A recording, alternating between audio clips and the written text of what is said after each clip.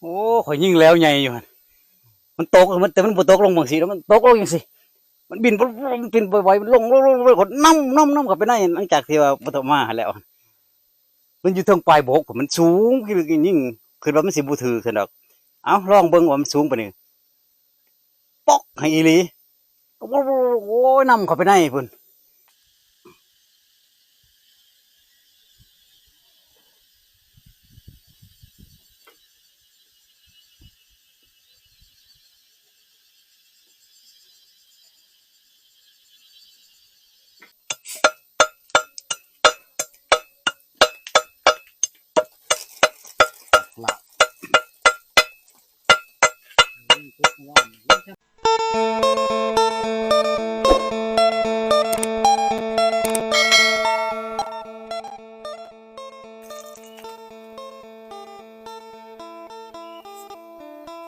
สบายดีตอนเช้าพี่น้องวันนี้เป็นมือที่มิดกันแม่นมือที่สองแล้วเนาะพอมาว่านี่วันนี้ตื่นเช้าขึ้นมากอะยังผ่าน2 คนเพื่อกะไปก่อนแหละยังมาต้มกาแฟกินต้มน้ำกินกาแฟก็สิออกไปคือกันคือว่าเพิ่นสิไปเฝ้ากงปางกงนะเพราะว่าเพิ่นล่มกันเมื่อคืนนี่ว่าสิไปเฝ้ากงปางกงนะก็มีกงบังให้กงหนึ่งอยู่มันกำลังสุกแล้วเราสิไปทางนี้มีเสียงไก่ขันทางนี้ก็จะสิกี่เอาไปหากงปางน้ำในพานเพิ่นแต่บางเทื่อก็สิบ่ไปหาเพิ่นดอกบ่จะไปกวนเพิ่นเฮาก็สิไปต่างหากของเฮาเอาไปบ่ไกล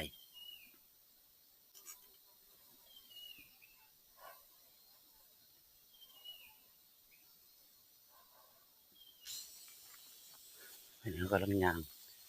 เข้ามาหาจอบ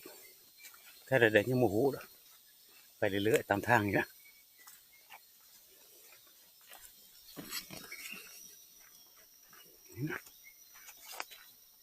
ไปตามทางเขานี่แหละ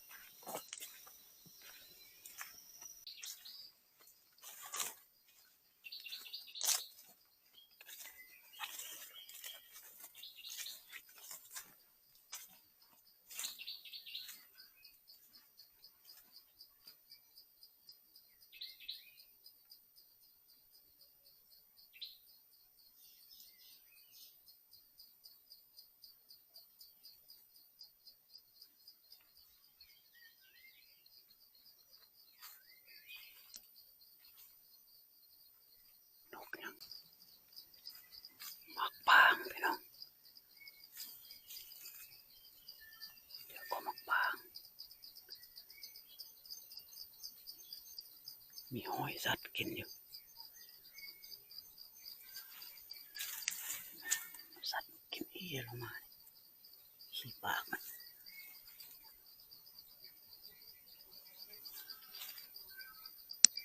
มักปางไปทางไหน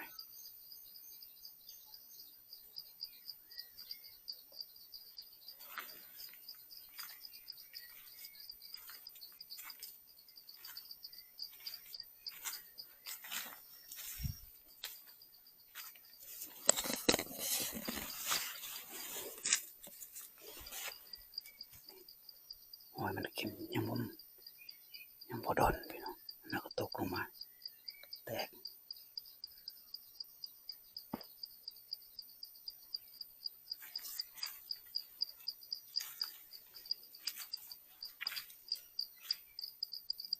โอ้ยังหอยกินใหม่ๆอยู่พี่น้อง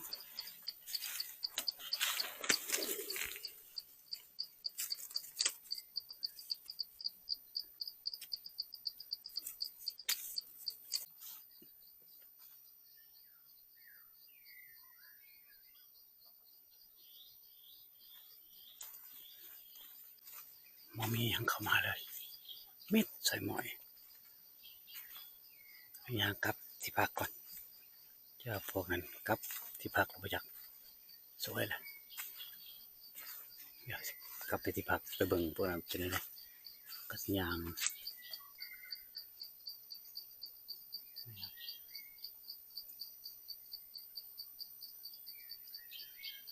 ไปกลับที่พัก เป็นอะไรบ้างนี่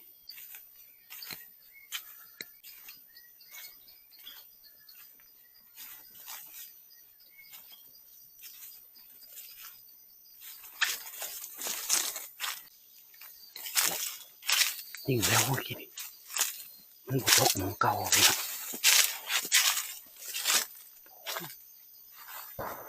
ปลายก็บกตัวนะพุ่นสูงปลายก็บกกันก่อนตับเลย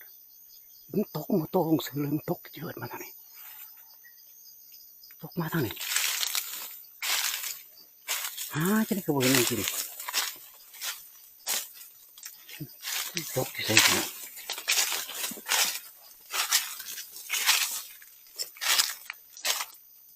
เจิดมันตกแถวนี้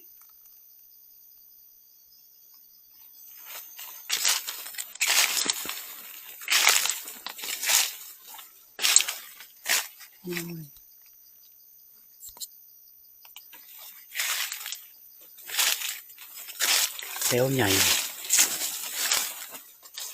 ทับรถสูงเลย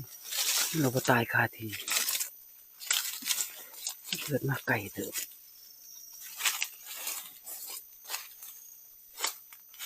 เขาหมั่นใจว่าไม่มาทางนี้นะ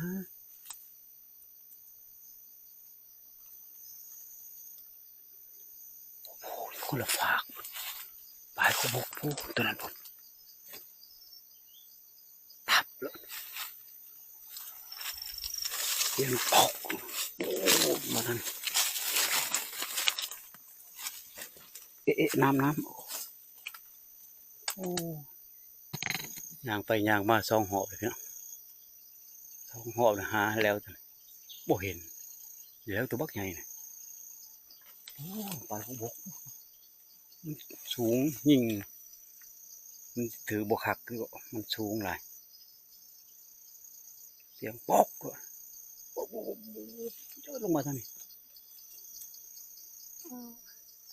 ขับมันต่ำหน่อยหนึ่งเนี่ยมันก็จะตายค่าทีอยู่อันนี้มันสูงเกินไปแล้วใหญ่ว้ายเสียดายพี่หาจะได้กระบอกเห็น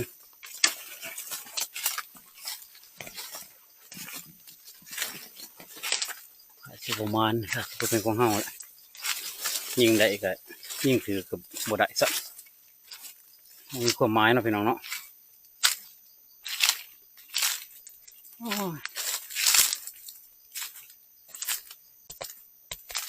ย่างครับได้ยินเสียงป่งเมื่อกี้นี่ผ่านสองคนเพิ่นที่ขึ้นไปได้2 บาทเลยห้องคนเมาแต่น้ำแล้วอยู่ห้อยหมูเพียวห้อยหมูตัวนี้คืนนี้สิดูเสาอีกเลยจ้ะโอ้โหดูไงล่ะตัวเดียว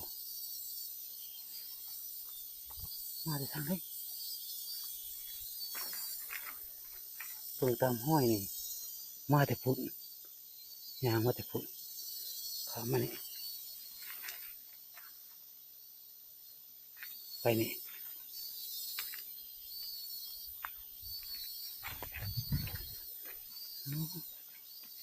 ไปนี่เลาะก็ได้พุ่น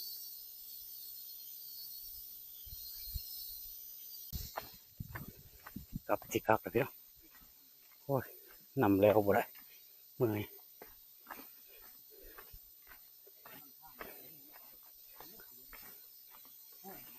โอ้ให้ผ่านบนมันลูกคนไก่กับกระไนโอ้มันไก่ตัวหนึ่งก็กระไนสมุนโมนาโมมันบ่นี่3 บาทไรยังโอ้ข่อยยิงแล้วใหญ่อยู่มันตกมันแต่มันบ่ตกลงบางสีแล้วมันตกลงอย่างสิมันบินบ่อยๆมันลงคนน้ำกับไปไหนหลังจากที่ว่าปฐมมาแล้ว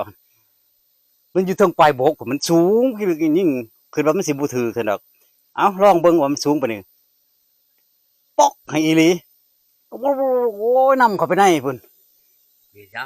เออน้ำอยู่ปกโดนหนึ่ง เป็นเมื่อย สิปืนดังคอยได้ยิงเลย อ่า ย่างมาว่าบุบบับ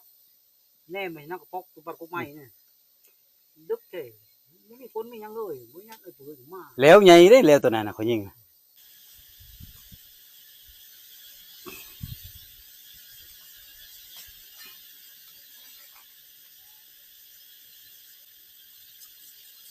ตัวแม่ของเขานะแล้วตัวนั้นโอ้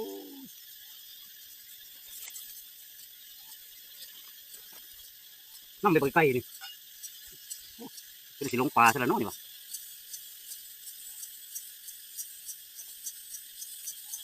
มีกอไผ่กอยังพร้อมอยู่ใน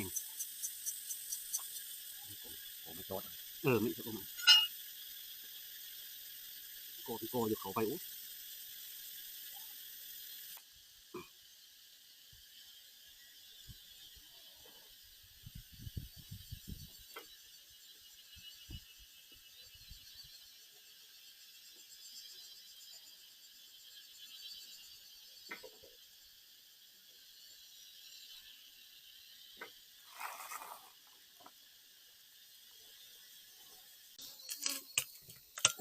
ตีนเนาะ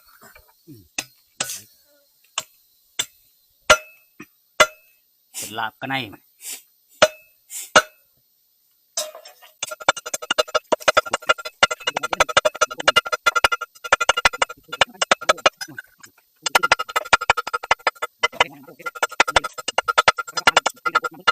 โอ้นี่มา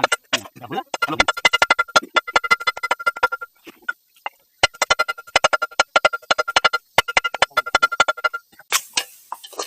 ขัวก่อนพี่เนาะเห็ดหลักปีกมันโดนโผดขัวเอาเดี๋ยวจะปรุง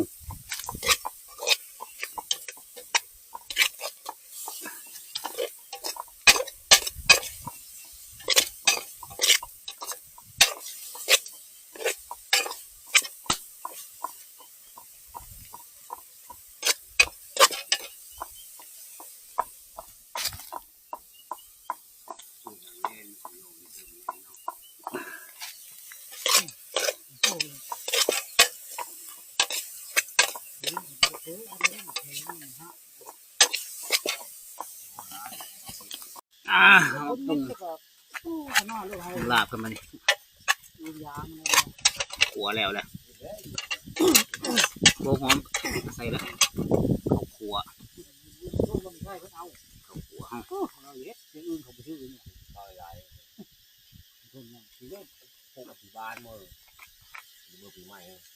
หงนัว ตกไปมันมีไฟเลยเจ้าเฮาเนี่ยเอาอยู่นี่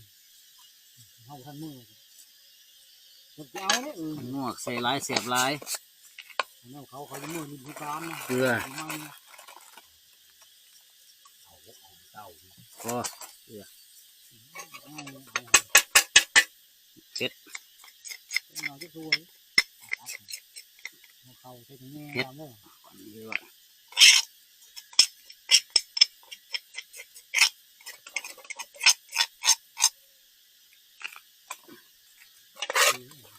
โอ้ยครับ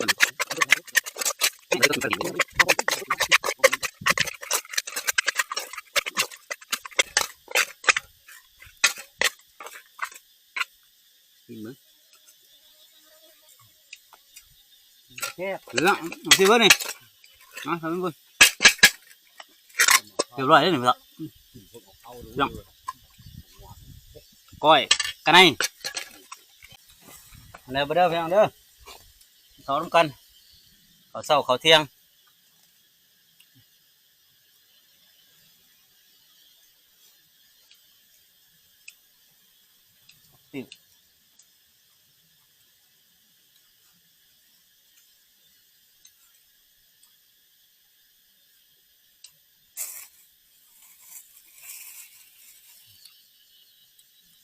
กินเขาน้ำคิดฮอดแล้วตัวนั้นน้ำนี้เหนื่อยน้ำ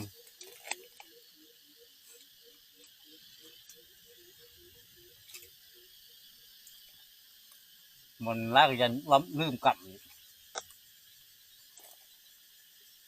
มือกลางนี่บ่ เอาวังเขาไปหาก็หมกปางล่ะ ตัวใหญ่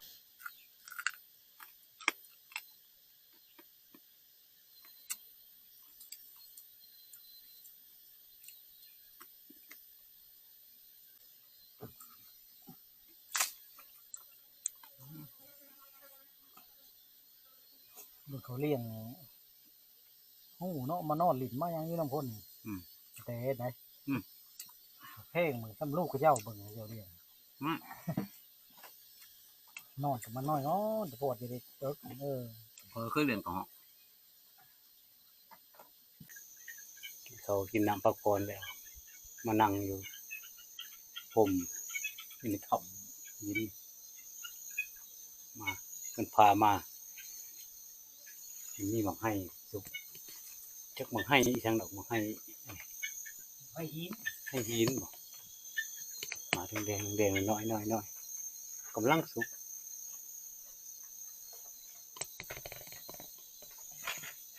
คือเสาเนี่ยเป็นยิงนกเป่านกเป่าเขามาอยู่2-3 ตัวเบิ่งว่าตอนแรงมันสิเข้าอยู่บ่ตอนนี้ก็ประมาณ3 โมงแหละ2 โมงหรือ4 โมงมันสิเข้าอยู่บ่โอเคถ่ายรุ่นพี่น้องเป็นยังไงโอ้อากาศคักหลายเย็นดี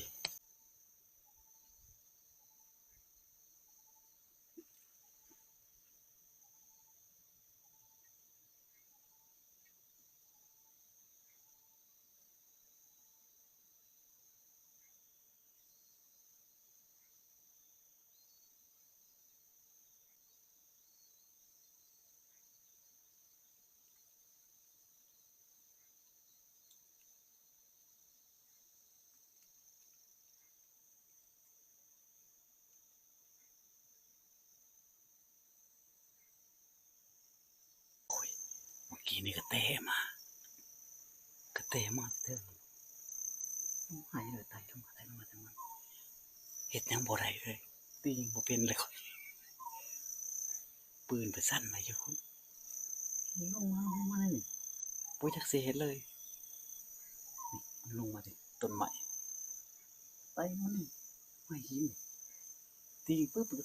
ป๊อบขับคืนเลยโอ้ยไปใหญ่เลยเฮ็ดยังบ่ทันเลยเมื่อกี้นี่แต่มันลงมานี่โหดซึค่อยๆว่าสิเอามือจับปืนเห็นก่อนปุ๊บเลยตอนนี้ก็5 โมงครึ่งแล้วพี่น้องบ่มีหยังมาเลยเห็นกระแตตัวเดียวมาแล้วก็แล้วเลย5 โมงครึ่งแล้วจะได้ย่างกลับได้ยินเสียงนกกดห้องกันนะจะลองไปเจาะมันโอ้ยเลยบ่มีหยังมาตอนในผ่านเพิ่นมาคือว่าเห็นหลายแท้นกมันเฮามาแล้วบ่มีหยัง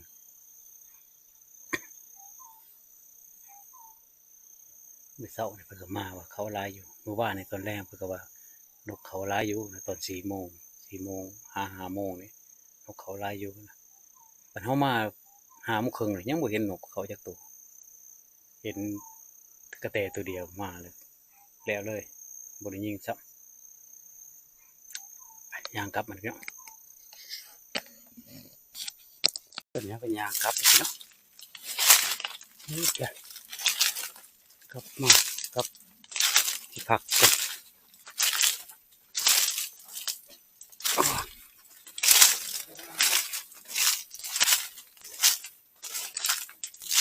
ย่างกลับ